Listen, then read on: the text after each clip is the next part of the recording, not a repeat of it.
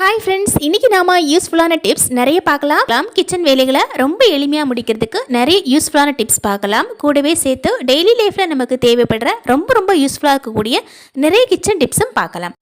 வாங்க நம்ம வீடியோக்குள்ளே போகலாம். வீட்டில் கொசுவத்தி யூஸ் பண்ணோம் அப்படின்னா இந்த மாதிரி நிறைய கொசுவத்தி ஸ்டாண்ட் இருக்கும் இல்லைங்களா? இந்த கொசுவத்தி ஸ்டாண்ட் வச்சு நம்ம கிச்சன்லேயே ரொம்ப ஈஸியாக ரொம்ப எளிமையான முறையில் யூஸ் பண்ணலாம்.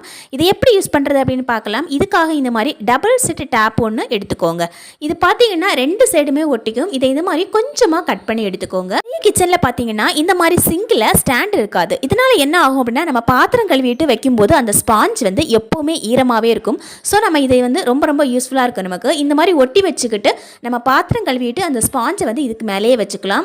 ரொம்ப ஈஸியாக நம்ம வந்து இதை யூஸ் பண்ணிக்கலாம். தண்ணி எல்லாமே சிங்கிலேயே வடிஞ்சு விடுறதால அந்த ஸ்பாஞ்ச் வந்து எப்போவுமே ட்ரையாகவே இருக்கும். நமக்கு யூஸ் பண்ணுறதுக்கு ரொம்ப வசதியாக இருக்கும். கண்டிப்பாக இந்த டிப்ஸ் ட்ரை பண்ணி பாருங்கள். இப்போ நம்ம ஒரு பேன் வச்சுக்கலாம். 2 டீஸ்பூன் அளவுக்கு நெய் ஊற்றிக்கலாங்க. நெய் நல்லா கரைஞ்சதும் நம்ம வீட்டில் யூஸ் பண்ணக்கூடிய முந்திரி பருப்பு, இந்த முந்திரி பருப்பு ஒரு 1/4 கிலோ அளவுக்கு இந்த மாதிரி நல்லா வறுத்து எடுத்துக்கலாம். இதே போல் நெய்யிலேயே நல்லா இந்த மாதிரி வறுத்து எடுத்துக்கலாம். கொஞ்சமாக கோல்டன் கலர் வர்ற அளவுக்கு நல்லா வறுத்து எடுத்துக்கலாங்க. இந்த டைமில் நாம் கொஞ்சமாக உப்பு, அதாவது ஒரு 2 பிஞ்சுக்கு இந்த மாதிரி உப்பு எடுத்து போட்டுக்கோங்க. அதிகமான உப்பு சேர்க்கக்கூடாது. அந்த மாதிரி சேர்த்தோம் அப்படின்னா நம்மளால் சாப்பிட முடியாதுங்க. இப்போ நம்ம சேர்க்க போகிறது என்னென்னா ஒரு 2 பிஞ்ச் அளவுக்கு காரம், அதாவது மிளகு சேர்த்துக்கலாங்க. மாதிரி நம்ம முந்திரி பருப்பு வறுத்து வைக்கும்போது மிளகு சேர்த்து வைக்கிறதால மழை காலத்தில் நம்ம குழந்தைங்களுக்கு முந்திரி பருப்பு எடுத்து கொடுக்கும்போது அவங்களுக்கு சளி, இருமல் இந்த மாதிரி தொல்லை வராமல் இருக்கும். அதே மாதிரி நாமளுமே வந்து முந்திரி பருப்பு சாப்பிடும்போது நமக்குமே யூஸ்ஃபுல்லாக இருக்கும். இப்போ பார்த்தீங்கன்னா இந்த மாதிரி ஒரு பாக்ஸில் எடுத்து நம்ம ஸ்டோர் பண்ணி வச்சுக்கலாம். இதை நம்ம குழந்தைங்களுக்கு கொடுக்கும்போது ஒரு ஸ்நாக்ஸ் மாதிரி கொடுத்துக்கலாம். 2 பீஸ் அளவுக்கு நம்ம சமையலுக்கு யூஸ் பண்ணுற பட்டை இருக்கு இல்லைங்களா? பிரியாணிக்கு யூஸ் பண்ணுற பட்டை, அந்த பட்டையில் 2 பீஸுக்கு போட்டு நல்லா இந்த மாதிரி க்ளோஸ் பண்ணி வச்சுருந்தீங்கன்னா எறும்பு எதுவுமே பக்கத்தில் வராது. இதை நம்ம ஸ்கூலுக்கு போகிற குழந்தைங்களுக்கு ஸ்நாக்ஸ் மாதிரி கொடுத்து அனுப்பலாம். இப்போ பார்த்தீங்கன்னா என்னோட குழந்தைங்களுக்கு நான் இந்த மாதிரி ட்ரை ஃப்ரூட்ஸ் போட்டு இந்த மாதிரி கொடுத்து அனுப்புகிறேன். மழைக்காலத்தில் நம்ம இந்த மாதிரி மிளகு சேர்த்து ட்ரை ஃப்ரூட்ஸ் நம்ம வறுத்து வச்சுக்கும் போது எங்களுக்கு சளி, இருமல் இந்த மாதிரி பிரச்சனைகள் வராமல் இருக்கும். அது மட்டும் இல்லாமல் அவங்களுமே ரொம்ப விரும்பி சாப்பிடுவாங்க. கண்டிப்பாக ட்ரை பண்ணி பாருங்கள் ஃப்ரெண்ட்ஸ். பார்த்தீங்கன்னா நான் சப்பாத்திக்கு மாவு பிசையும் போது கொஞ்சம் அதிகமாக மாவு வந்து பிசைஞ்சு வச்சுருந்தேன். அதில் வந்து கொஞ்சமாக சின்ன உருண்டைகளாக எடுத்து இந்த மாதிரி நல்லா தட்டி எடுத்துக்கோங்க.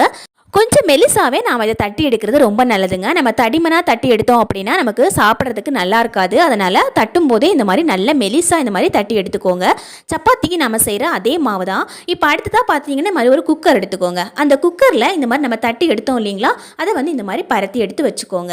இதை நம்ம ஒன்றா இந்த மாதிரி ஸ்பேஸ் விட்டு எடுத்து வச்சுக்கலாம். கொஞ்சம் பெரிய குக்கராக நம்ம எடுத்தோம் அப்படின்னா இது செய்கிறதுக்கு கொஞ்சம் வசதியாக இருக்கும். இப்போ இந்த மாதிரி ஒவ்வொரு பீஸாக இந்த மாதிரி எடுத்து வச்சுக்கலாங்க.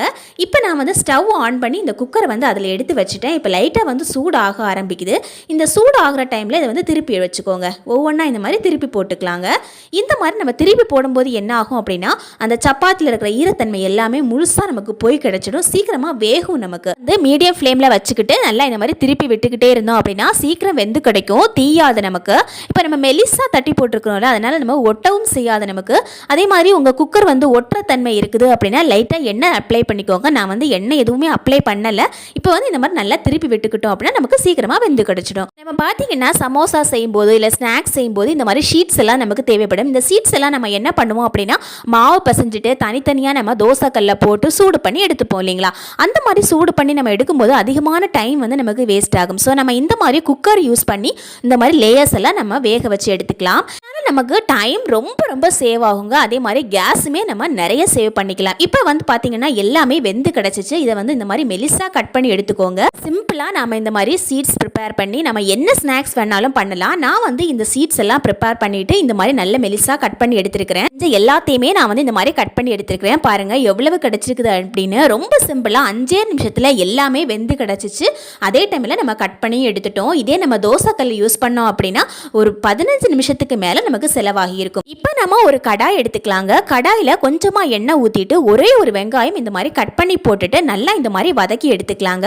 கூடவே உங்களுக்கு விருப்பமான காய் ஏதாவது இருந்ததுன்னா அந்த காய் கூட நீங்கள் சேர்த்துக்கலாம். நான் வந்து இன்னைக்கு கேரட் சேர்த்துருக்கிறேன். கேரட் நல்லா சீவிட்டு இந்த மாதிரி சேர்த்துக்கோங்க. அப்போ வந்து பார்த்தீங்கன்னா நல்லா சீக்கிரமாக வெந்து கிடைக்கும். நம்ம அந்த எண்ணெயிலேயே ஒரு 2 நிமிஷம் நல்லா வதக்கி எடுத்துக்கலாம். 2 நிமிஷம் வதக்கி எடுத்துட்டு க்ளோஸ் பண்ணி விட்டோம் அப்படின்னா சீக்கிரமாக நமக்கு வெந்து கிடைக்கும். இது கூடவே பீன்ஸ், பொட்டேட்டோ, கேபேஜ் இந்த மாதிரி எந்த காய் வேணாலும் சேர்த்துக்கலாம். ரொம்ப டேஸ்ட்டாக இருக்கும். இப்போ பார்த்தீங்கன்னா நல்லா வெந்துடுச்சு. இந்த டைமில் நம்ம மசாலா சேர்த்துக்கலாம். 1/2 டீஸ்பூன் அளவுக்கு மிளகாய் தூள், 1/4 டீஸ்பூன் அளவுக்கு கரம் மசாலா, 1/4 டீஸ்பூன் அளவுக்கு மஞ்சள் தூள் சேர்த்து இந்த மாதிரி நல்லா மிக்ஸ் பண்ணி எடுத்துக்கலாங்க. நம்ம தண்ணி எதுவுமே சேர்க்காம இதுலேயே நல்லா ஃப்ரை பண்ணி எடுக்கும்போது அந்த மசாலா வாசனை எல்லாமே போயிடும் நமக்கு. இந்த டைமில் நம்ம கட் பண்ணி வச்சுருந்தோம் இல்லைங்களா, இதை சேர்த்து நல்லா மிக்ஸ் பண்ணி எடுத்துக்கலாம். இதுவுமே அது கூட சேர்ந்து நல்லா மிக்ஸ் ஆகும். இது வந்து அவ்வளோ சீக்கிரம்லாம் நமக்கு உடைஞ்சிடாது. இப்போ பார்த்தீங்கன்னா நல்ல வாசனைக்காகவும் நம்ம ஹோட்டலில் சாப்பிடும்போது அந்த நூடுல்ஸ் எல்லாம் பார்த்தீங்கன்னா நல்ல ஒரு டேஸ்ட் இருக்கும். அந்த எக்ஸ்ட்ரா ஒரு டேஸ்ட் கிடைக்கிறதுக்காக 1 டீஸ்பூனுக்கு டொமேட்டோ சாஸ், 1/2 டீஸ்பூனுக்கு சோயா சாஸ், 1/2 டீஸ்பூனுக்கு சில்லி சாஸ், இது மூணுமே சேர்த்து நல்லா இந்த மாதிரி மிக்ஸ் பண்ணி எடுத்துக்கலாங்க.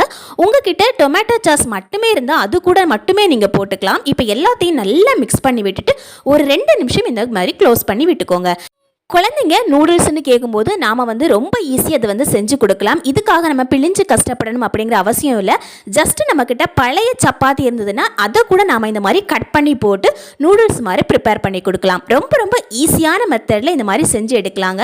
ரொம்ப ரொம்ப டேஸ்ட்டாகவும் இருக்கும். அதே சமயத்தில் நம்ம ஹோட்டலில் சாப்பிட்ற அந்த டேஸ்ட்டும் கிடைக்கும் நமக்கு. நம்ம வீட்டில் சப்பாத்தி மிச்சமாக இருந்தது அப்படின்னா கூட நாம் இந்த டிப்ஸ் ட்ரை பண்ணலாம். ரொம்ப ரொம்ப ஈஸியாக நம்ம இந்த மாதிரி ஸ்நாக்ஸ் ப்ரிப்பேர் பண்ணி கொடுக்கலாங்க. கண்டிப்பாக இந்த மாதிரி ட்ரை பண்ணி பாருங்கள். நம்ம கிச்சனில் அதிகமான டைம் செலவாகிறது பூண்டு உரிக்கிறதுக்கு தாங்க. இதை வந்து நம்ம கையிலேயே உரித்து ரொம்ப கஷ்டப்படுவோம். அது மட்டும் இல்லாமல் டைமே வந்து நமக்கு ரொம்ப செலவாகும். ஸோ இதை வந்து ரொம்ப ரொம்ப ஈஸியாக நம்ம செய்கிறதுக்கு தான் இந்த டிப்ஸ் பார்க்க போகிறோம். இப்போ பார்த்தீங்கன்னா நான் வந்து ஒரு 3 பூண்டு உரிக்க போகிறேன். இதை வந்து இந்த மாதிரி நல்லா இந்த மாதிரி எடுத்து விட்டுக்கோங்க. மேலே இருக்கிற தோல் மட்டுமே எடுத்து போட்டுட்டு ஒரு துணியில் இதை எடுத்து போட்டுக்கலாம். இப்போ வந்து எனக்கு இந்த அளவுக்கு பூண்டு தேவைப்படுதுன்னா இதை வந்து நான் வந்து பூண்டு எல்லாத்தையும் பிரித்து போட்டுட்டு ஒரு துணியில் இந்த மாதிரி எடுத்து போட்டுக்கிறேன். இப்போ நம்ம காய் சீவறதுக்காக யூஸ் பண்ணுவோம் இல்லைங்களா, அதில் வந்து இந்த மாதிரி தேய்ச்சி கொடுக்கலாம். லைட்டாக தேய்ச்சி கொடுத்தாவே போதும். நமக்கு அந்த தோல் எல்லாமே கலண்டு வந்துவிடும். நமக்கு பூண்டு தோல் நம்ம ஒவ்வொன்றா உரிச்சிட்டு இருக்கணும் அப்படின்னு அவசியம் கிடையாது. ஜஸ்ட் இந்த மாதிரி எல்லாத்தையும் சேர்த்து வச்சுட்டு நம்ம இந்த மாதிரி பண்ணும்போது அந்த தோல் எல்லாமே கலண்டு வந்துடும். ஈஸியாக நமக்கு உரிக்கிறதுக்கு வரும். இப்போ பார்த்தீங்கன்னா ஒரு 2 நிமிஷம் இந்த மாதிரி எடுத்து இந்த மாதிரி பண்ணிவிட்டு ஓப்பன் பண்ணி பார்க்கலாம். இப்போ எல்லாமே நமக்கு கலண்டு போயிருக்குது பாருங்கள். அதாவது பாதி கலண்டு போய் பாதி சிதஞ்சு போன மாதிரியெல்லாம் இருக்கும். ஸோ இதை வந்து தோல் எடுக்கிறதுக்கு ரொம்ப ரொம்ப ஈஸியாக இருக்கும். நமக்கு இந்த மெத்தடில் நம்ம செஞ்சோம் அப்படின்னா தனித்தனியாக பூண்டு தோல் எடுக்கிறத விட சேர்த்து வச்சுட்டு இந்த மாதிரி பண்ணி எடுத்துக்கலாம். வைக்கும்போது பாருங்கள், ஒவ்வொரு பூண்டுலேயும் வந்துட்டு அந்த தோல் வந்து லைட்டாக ரிமூவ் ஆகியிருக்கும். ஸோ அதுலேயே நம்ம இந்த மாதிரி ரிமூவ் பண்ணி எடுத்துக்கலாம். உள்ளே இருக்கிற பூண்டு எல்லாத்தையுமே ஒவ்வொரு பூண்டையுமே நாம் இந்த மாதிரி சுத்தம் பண்ணி எடுத்துக்கலாம். ரொம்ப ரொம்ப ஈஸியான மெத்தட் இது. இல்லை நாம் அதிக நேரம் செலவு பண்ணுறதுக்கு ஜஸ்ட்டு நாம் ஒரு 2 நிமிஷம் நாம் இதை பண்ணி வச்சுருந்தோம் அப்படின்னா நிறைய பூண்டு உரிச்சு எடுத்துக்கலாம். காலை வேளையில் தேவைப்படுது அப்படின்னா ஜஸ்ட் இந்த மாதிரி ஒரு கிளாத் வச்சுட்டு நம்ம வந்து இந்த மாதிரி முழு பூண்டையுமே நம்ம உரிச்சு எடுத்துக்கலாம். ரொம்ப பூண்டு தோல் எடுக்கிறதுக்கு இன்னொரு மெத்தட் இருக்குது. அதாவது நம்ம சுடு தண்ணியில் லைட்டாக போட்டுட்டு அதுக்கப்புறமா எடுத்து உரித்தோம் அப்படின்னாவும் நமக்கு பூண்டு தோல் சீக்கிரமாக கலண்டு வந்துடும். லைட்டாக விதன்னு இருக்கிற தண்ணியில் போட்டு எடுக்கணுங்க. நல்ல சூடான தண்ணியிலலாம் கொதிக்க விடக்கூடாது. அந்த மாதிரி பண்ணும்போது கூட பூண்டு தோல் சீக்கிரமாக நம்ம வந்து ரிமூவ் பண்ண முடியும்.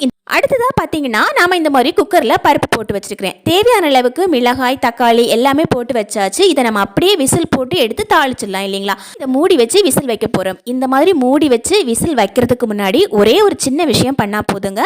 ரொம்ப ரொம்ப ஈஸியாக நாம் இதை மெயின்டைன் பண்ணலாம். அது என்ன அப்படின்னா ஒரே ஒரு சின்ன ஸ்பூன். இந்த ஸ்பூனை இந்த மாதிரி இதில் போட்டு வச்சுக்கிட்டோம் அப்படின்னா கொஞ்சம் கூட பருப்பு தண்ணி வெளியே வரவே வராதுங்க.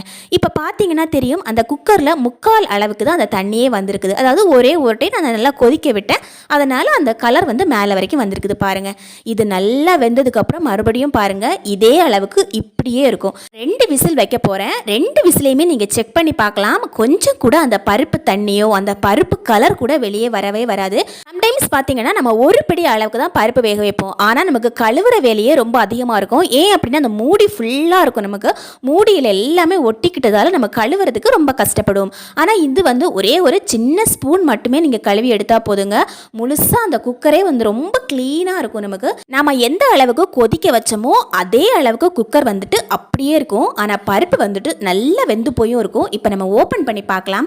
பாருங்கள், வெளியே வந்து வரவும் இல்லை. அதே மாதிரி பருப்பு தண்ணி வந்து அளவுக்கு அதிகமாக பொங்கி வரவும் இல்லை. நமக்கு இந்த ஸ்பூன் வந்துட்டு நல்லா பாதுகாத்து வைக்குது. உள்ளே வந்து ஸ்பூன் இருக்குது, நான் எடுத்து பார்க்குறேன். ஸ்பூனுக்கு பதிலாக சின்ன டம்ளரோ இல்லை சின்ன கிண்ணமோ கூட நீங்கள் போட்டு வைக்கலாம். அப்போ கூட இந்த மாதிரி பொங்கி வராது. ரொம்ப ரொம்ப யூஸ்ஃபுல்லாக இருக்கும். நமக்கு குக்கர் வந்துட்டு போட்டு தேய்க்கணும் அப்படிங்கிற அவசியமே இருக்காது. அந்த மூடியோட உள் சைடு கூட உங்களுக்கு காமிக்கிறேன். அந்த உள் சைடில் கூட ஜஸ்ட் அதோட வியர்வை மட்டும்தான் இருக்கும். கொஞ்சம் கூட பருப்பு தண்ணி ஒட்டி இருக்காது. ரொம்ப ரொம்ப யூஸ்ஃபுல்லாக இருக்கும் ஃப்ரெண்ட்ஸ். கண்டிப்பாக ட்ரை பண்ணி பாருங்கள். அடுத்ததாக பார்த்தீங்கன்னா ரொம்ப ரொம்ப யூஸ்ஃபுல்லாக இருக்கக்கூடிய ஒரு முக்கியமான ஒரு டிப்ஸ் தான் பார்க்க போகிறோம். இப்போ நாம ஒரு கிண்ணத்தில் இந்த மாதிரி 1 டீஸ்பூனுக்கு மிளகு, 1 டீஸ்பூனுக்கு ஜீரகம், 3 பூண்டு, கொஞ்சமாக இந்த மாதிரி கறிவேப்பிலைகள், காரத்துக்கு தகுந்த மாதிரி 2 மிளகாய் எடுத்துருக்கிறேன். இதை இந்த மிக்சி ஜாரில் போட்டு நல்ல கொரன்னு அரைச்சி எடுத்துக்கலாங்க. மிளகாயோட காம்பை இந்த மாதிரி கிள்ளி விட்டுட்டு நல்லா இந்த மாதிரி கொரன்னு அரைச்சி எடுத்துக்கோங்க. இதில் நம்ம கொஞ்சம் போட்டிருக்கதால இது மைய அரையாது, தண்ணியை நம்ம விடக்கூடாது. அதனால கொரன்னு இந்த மாதிரி அரைச்சி எடுத்துக்கோங்க. நம்ம ஒரு பவுல் எடுத்துக்கலாம். அந்த பவுலில் 1 கப் அளவுக்கு அரிசி மாவு போட்டுக்கலாங்க, 3/4 கப் அளவுக்கு கடலை மாவு போட்டுக்கலாங்க. இப்போ நம்ம கொரன்னு அரைச்சி வச்சுருந்தோம் இல்லைங்களா, அதை இதில் இந்த மாதிரி கொட்டிக்கலாம். மிளகு, மிளகாய் ரெண்டுமே சேர்த்துருக்குறோம், அதனால் காரம் பார்த்து போட்டுக்கோங்க. சப்போஸ் எங்களுக்கு மிளகாய் போட பிடிக்கல அப்படின்னா மிளகாய் தூள் கூட நீங்கள் சேர்த்துக்கலாம். இப்போ நம்ம தேவையான அளவுக்கு உப்பு சேர்த்துக்கலாங்க. அதே மாதிரி 2 பிஞ்ச் அளவுக்கு பெருங்காயத்தூள் சேர்த்துக்கோங்க. இப்போ நம்ம தேவையான அளவுக்கு தண்ணி ஊற்றி நல்லா பிசைஞ்சு எடுத்துக்கலாம். தண்ணி ஊற்றும் போது நம்ம பார்த்து ஊற்றணும், அதனால் கொஞ்சம் கொஞ்சமாக தண்ணி ஊற்றி நல்லா பிசைஞ்சு எடுத்துக்கோங்க. சப்பாத்திக்கு நம்ம எப்படி மாவு பிசைவோமோ அதே மாதிரி நல்லா சாஃப்டாக பிசைஞ்சு எடுத்துக்கோங்க. அதை விடையும் ஒரு டீஸ்பூன் அளவுக்கு தண்ணி கொஞ்சம் எக்ஸ்ட்ரா விட்டு நல்லா இலக்கமாக பிசைஞ்சு எடுத்தால் தான் நல்ல டேஸ்ட்டாக இருக்கும் நமக்கு.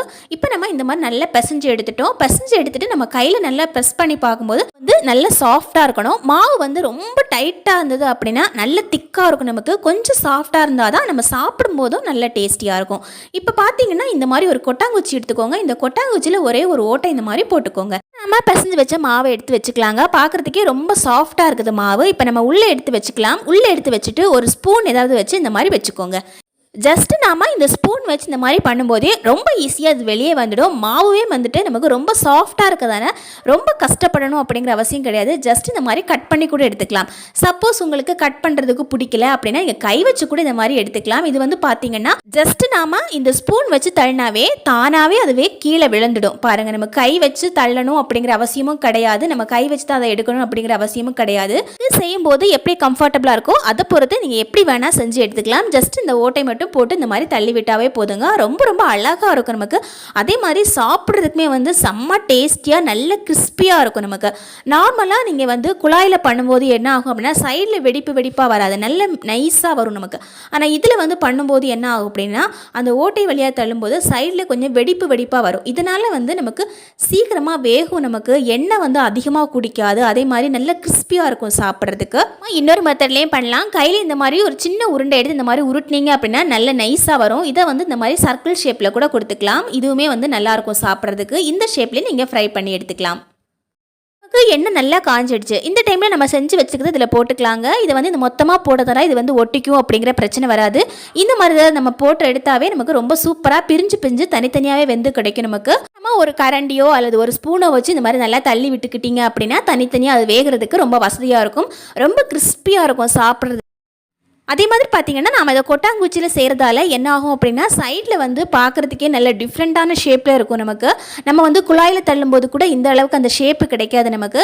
நம்ம இதை உட்காந்துட்டே கூட செய்யலாங்க. நம்ம ஜஸ்ட்டு டிவி பார்த்துட்டு இருக்கும்போதே இதை இந்த கொட்டாங்குச்சியில் தள்ளி வச்சுட்டு ஜஸ்ட் இதை எண்ணெயில் ஃப்ரை பண்ணி எடுத்துக்கலாம். நார்மலாக குழாயில் பண்ணோம் அப்படின்னா நம்ம செஞ்சு எண்ணெயில் போட்டால் தான் அது வெந்து கிடைக்கும். ஆனால் இந்த மாதிரி செஞ்சோம் அப்படின்னா நம்ம உட்காந்துட்டே வேலை பார்க்கலாம். ரொம்ப டைமும் நம்ம சேவ் பண்ண முடியும். ஜஸ்ட்டு நம்ம டிவி பார்த்துட்டு இருக்கும்போதே இதை செஞ்சு எடுத்துக்கலாம். இப்போ பார்த்தீங்கன்னா நல்லா வெந்துடுச்சு. நல்லா ஃப்ரை ஆகும்போது பாருங்கள் நல்ல கலராக இருக்குது நமக்கு. பாருங்கள், அந்த தட்டில் வைக்கும்போதே நல்ல சவுண்டு வரும். அதே மாதிரி நம்ம உடைக்கும் போது நல்ல சவுண்டு வரும் நமக்கு. மழைக்காலத்தில் நாம் இந்த மாதிரி காரசாரமாக செஞ்சு வச்சுக்கிட்டோம் அப்படின்னா எப்போ வேணாலும் எடுத்து சாப்பிட்டுக்கலாம். எங்கேயாவது வெளியே போயிருக்கிறோம் இல்லை வெளியே வேலை பார்த்துட்ருக்குறோம், பேச்சுலராக இருக்கிறோன்னா கூட ரொம்ப ஈஸியாக நம்ம இதை செஞ்சு சாப்பிட்டுக்கலாங்க. வீட்டில் தான் இது செய்யணும் இல்லை குழாய் தான் வேணும் அப்படிங்கிற அவசியம் கிடையாது. ஜஸ்ட்டு கொட்டாங்குச்சி வச்சு ரொம்ப ஈஸியான ஒரு ஹெல்த்தியான ஸ்நாக்ஸ் நம்ம செஞ்சு சாப்பிட முடியும். இந்த டிப்ஸ் எல்லாமே உங்களுக்கு ரொம்ப பிடிச்சிருக்கும் அப்படின்னு நினைக்கிறேன். தேங்க்யூ ஃபார் வாட்சிங் ஃப்ரெண்ட்ஸ்.